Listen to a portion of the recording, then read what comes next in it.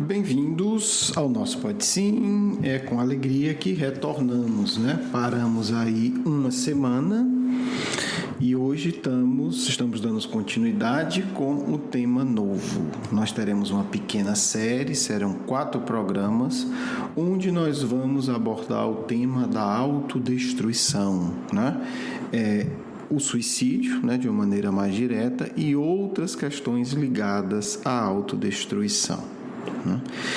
O programa de hoje a gente vai dar uma visão geral do processo, né?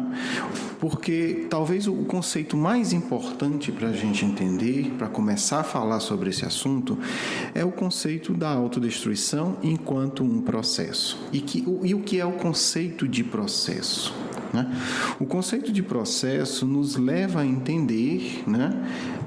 Isso já está muito claro no Livro dos Espíritos, quando os Espíritos dizem que nada na natureza dá saltos.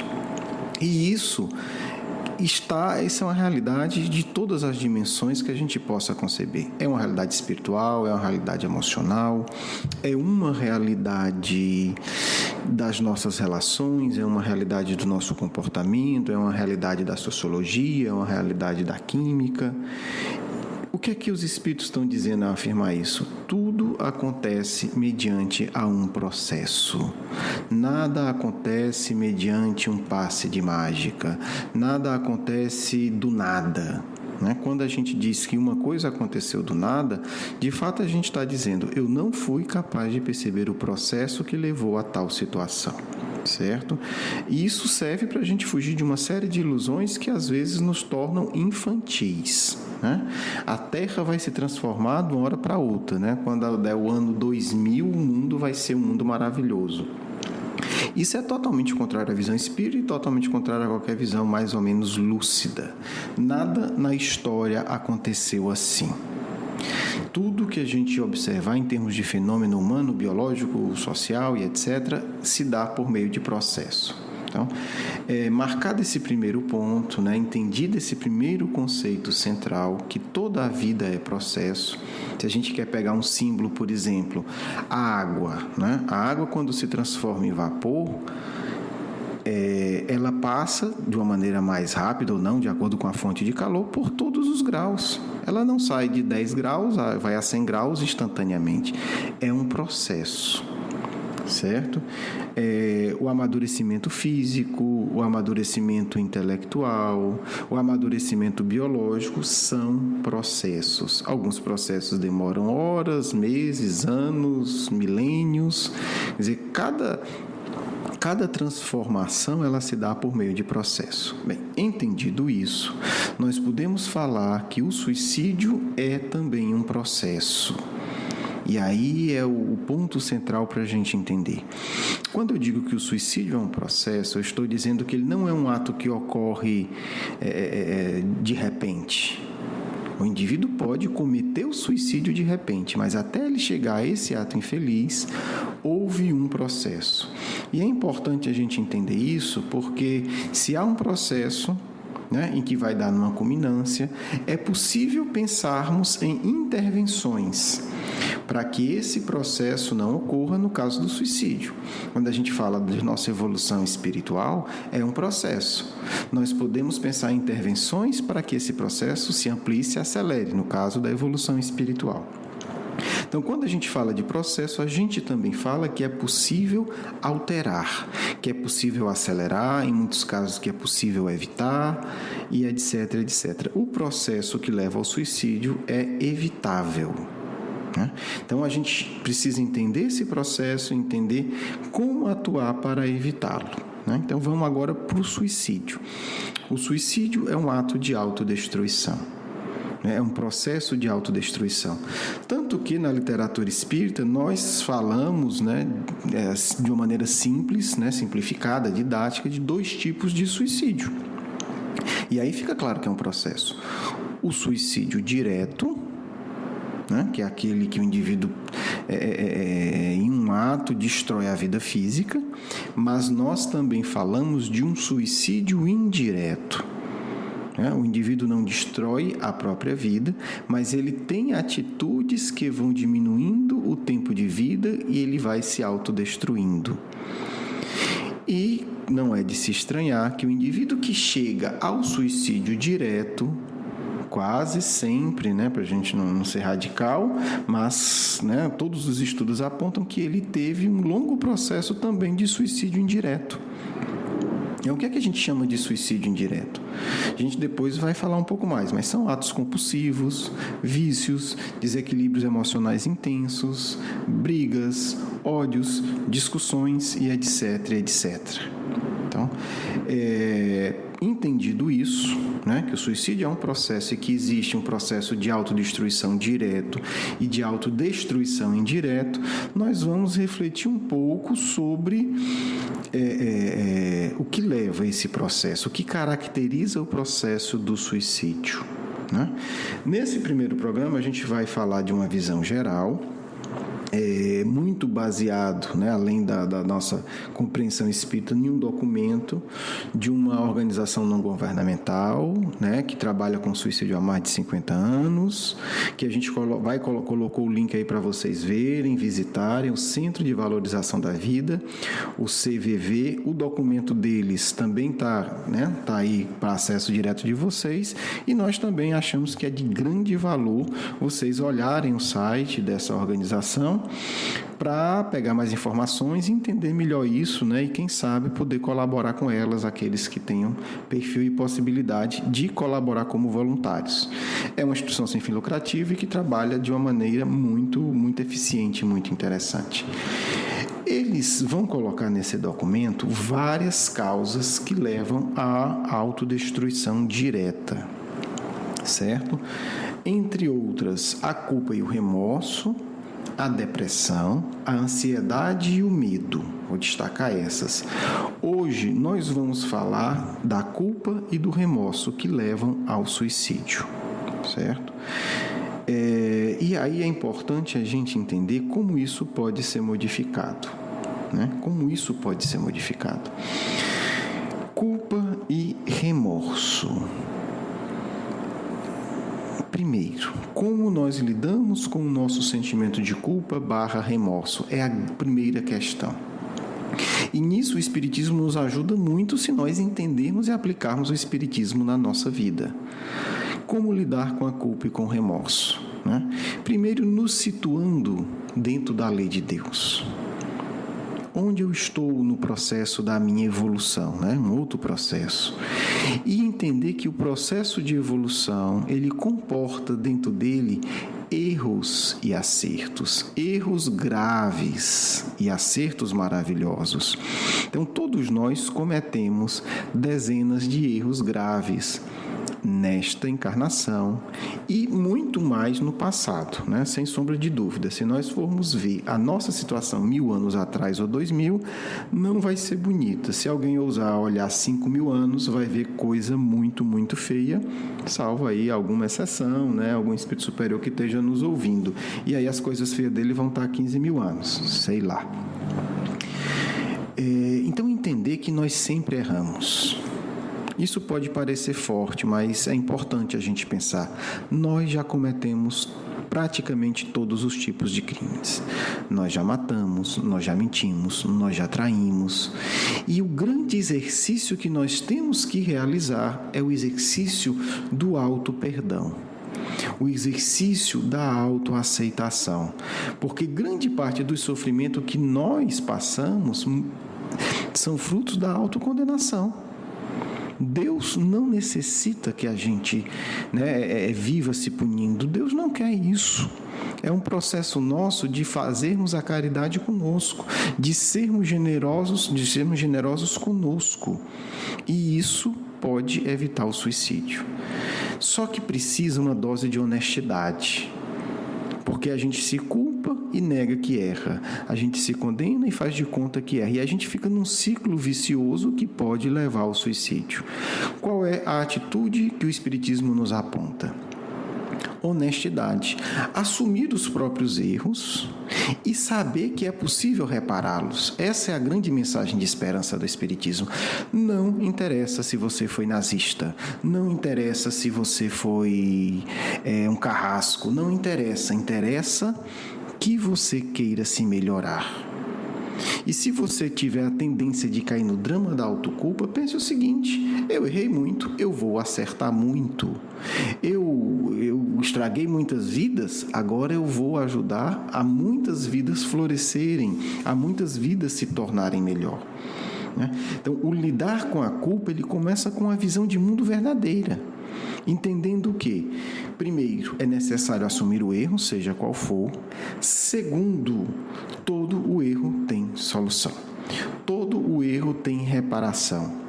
E acredito que por isso, e aí fica uma sugestão de leitura, o livro Paulo e Estevão, que nos encanta tanto, nos encanta a todos que lemos, e quem lê normalmente lê várias vezes, apesar de ser um livro grande, mas é fantástico, porque se a gente se der conta que aquilo ali é um processo de cura de culpa. Paulo foi um espírito que sofreu profundamente com a culpa. Para começar, ele matou alguém bem mais evoluído do que ele, o Estevão. Para começar, ele fez isso. E depois ele descobre que estava completamente equivocado. Então, é um espírito que vai ter que lidar em profundidade com os processos de culpa, e o próprio Estevão, está lá no livro, é designado pelo Cristo para ajudar Paulo a superar esse processo de culpa. Então não vamos pensar porque era Paulo, porque era São Paulo, é mágico, não. É ser humano igual a gente, tem que lidar com o processo de culpa da mesma forma. Então o caso Paulo de Tarso é um caso de superação de um processo terrível de culpa. Imagine, você matou um dos seguidores mais nobres, mais evoluídos do Messias, do espírito mais importante do planeta, e você perseguiu outras centenas de seguidores dele. E você descobre depois que ele é o Messias. Não tem como não viver um processo de culpa nisso. Paulo se retira ao deserto, Emmanuel não aprofunda, talvez ainda não esteja na hora, não sei, mas um dia a gente vai ter acesso a isso, de como foi. Emmanuel fala apenas que ele se colocou uma profunda disciplina de estudo e reflexão sobre o Evangelho. E aí ele começa a superar o processo de culpa. Quando a gente sabe o que fez de errado, o processo de culpa, eles começam uma superação profunda quando a gente admite e pede desculpa. E aí a providência divina juntou Paulo com outros 2 cristãos verdadeiros que tiveram a vida desestruturada por conta da perseguição que ele tinha iniciado. E Paulo tem a oportunidade de pedir perdão para eles, para um casal, para um homem, para uma mulher, que certamente simbolizavam ali para Paulo os cristãos, e o sofrimento dos cristãos por conta da atitude dele. Paulo cria coragem, deve ter a mão ficado gelada, deve ter ficado com medo, e chega uma hora que ele diz: eu sou o doutor da lei que gerou toda a perseguição dos cristãos. E eles o perdoam. Então, aí começa um processo profundo de superação da culpa. O reconhecer o erro e pedir perdão. É a primeira etapa. Errei, me desculpe. A gente precisa fazer isso. Se possível com as pessoas prejudicadas, mas se não com a consciência, ou com alguém que represente. Alguém que represente as pessoas que nós prejudicamos. Me perdoe. Arrependimento. Aí depois Paulo já vai para um segundo estágio, Ele vai reparar. Se ele atrapalhou no movimento cristão, nada mais justo agora que ele ajude o movimento cristão. Então, é um processo que a gente poderia ler com muita paciência, com muita calma, e ver cada etapa do processo de auto-perdão de Paulo. Quem sabe um dia isso não vira tema de estudo nosso. Como é que foi em detalhes esse processo? Há um outro caso, esse não bem conduzido, de não superação, que é um caso que Kardec cita no livro Céu e Inferno. De um indivíduo que não era espírita, não conhecia, não temos detalhes, mas até onde a gente tem lá o relato, não tinha nenhum hábito sequer religioso, e ele começa a ter certeza que envenenou alguém. e se culpa tão profundamente que se mata. Kardec vai investigar o caso, evoca o espírito que cometeu o suicídio e ele vai contar a história dele. Quer dizer, ele, resumidamente, por favor, olhem, está aí no blog, Antônio Bell, na segunda parte do livro Céu e Inferno, item suicidas, né? Vale a pena olhar com calma. Mas o fato é que ele se mata por uma culpa de uma encarnação passada. Ele tinha envenenado alguém, uma pessoa que ele amava, e essa pessoa ia casar com outro. Ele não aceita e envenena essa pessoa. Depois, com a consciência de culpa tão terrível, naquela encarnação passada, ele já se mata. Volta, reencarna, o pai da vítima, né, se torna obsessor dele, e a presença do pai da vítima faz ele lembrar do passado. E aí ele se mata. Porque não aceita o erro e não se perdoa. Quer dizer, se ele tivesse feito uma terapia bem feita de regressão de memória, quase certo que não teria se matado. Porque nós não nos matamos por causa do erro que nós cometemos. Nós nos matamos porque nós não nos perdoamos. Se ele tivesse assumido esse erro e se perdoado, não precisaria se matar. Porque não é o erro que nos faz cometer suicídio, porque senão todo mundo ia ter que cometer suicídio todo dia, porque nós somos espíritos atrasados e erramos todo dia e erramos mais no passado. A grande questão não é o erro. A grande questão é a nossa disposição em superarmos a culpa e nos perdoarmos. E Emmanuel, em suas palavras bonitas, fortes e belas, diz que muitas vezes é a preguiça. Quando nós admitimos erros e ficamos parados, aquilo é uma preguiça escondida. Porque a questão é a seguinte: errei, matei, roubei, toquei fogo. Vou pagar não e reparar. Eu aceito que eu errei, e isso é um ato de humildade, aceitar que erro, e agora vou trabalhar para superar. Então, trabalhamos hoje essa ideia, né, da culpa e do remorso que leva ao suicídio, e como nós podemos começar a olhá-la de outra maneira, certo? E isso é importante, porque no final das contas nós precisamos de um processo de autoaceitação. Nós não precisamos nos autodestruir por isso. E muito suicídio indireto está ligado à culpa e ao remorso. Todos nós da Terra somos espíritos que cometemos muitos atos infelizes. É preciso ter humildade, pedir perdão ao Cristo, pedir perdão a quem nós prejudicamos e ter uma atitude ativa de reparação, de construção, para que a gente não fique aí acomodado na culpa e no remorso. Não é um processo fácil, é um processo que exige muita coragem. Mas é importante a gente entender: se nós não fôssemos importantes para Deus, não estaríamos aqui. Não existiríamos sequer. Se nós existimos é porque Deus nos sustenta, nos alimenta espiritualmente. E, se Deus acredita na gente, né, a gente também deve acreditar na gente. É importante a gente aceitar que para o projeto divino nós temos um elevado valor. E por isso não precisamos entrar em processos de autodestruição. Precisamos criar um processo de saúde, né? Depois a gente vai abordar isso. Qual é o processo de saúde que se opõe ao processo de autodestruição sobre a culpa e o remorso? De autoaceitação, de compreensão das limitações e da certeza absoluta que Deus nos ama e está conosco. Bem, meus amigos, esse foi o tema de hoje, né? É o início de nossa reflexão. Peço que vocês mandem perguntas e comentários para o nosso e-mail. Os amigos espirituais vão poder responder essas questões que vocês mandarem. Nos outros programas teremos outras pessoas também dialogando conosco, né? Estamos reorganizando o nosso grupo de trabalho do Pode Sim. Todo mundo vai continuar, mas vai colaborar em momentos diferentes, né? Para que a gente possa aprofundar um pouco mais. O nosso e-mail, para quem não sabe, Grupo Marcos 1907, né? Ano de fundação do Colégio Allan Kardec, @gmail.com. Grupo Marcos 1907, @gmail.com. Vamos para o nosso Evangelho, vamos para a nossa mensagem final.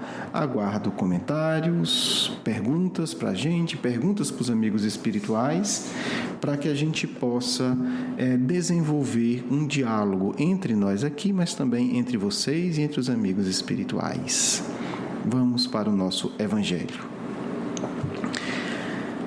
Capítulo 19, a fé transporta montanhas.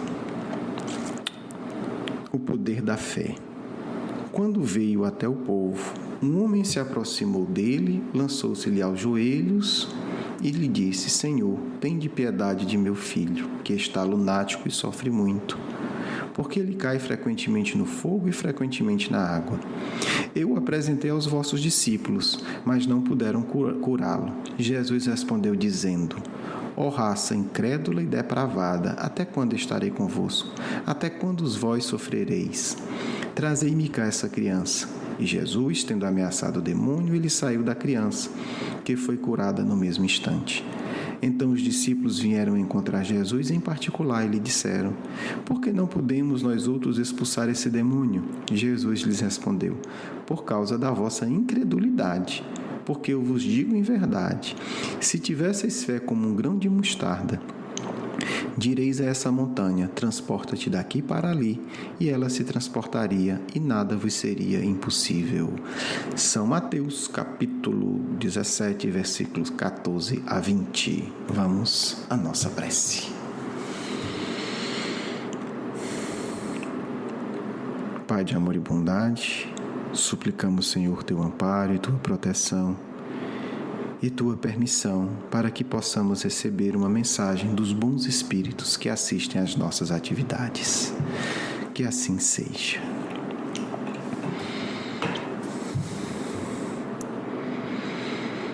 Que a paz do Cristo possa tocar os vossos corações, meus irmãos e irmãs de ideal.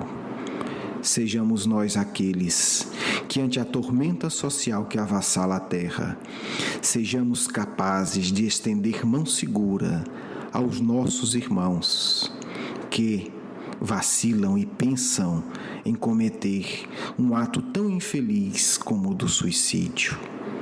Aos espíritas, a missão de cuidar-se.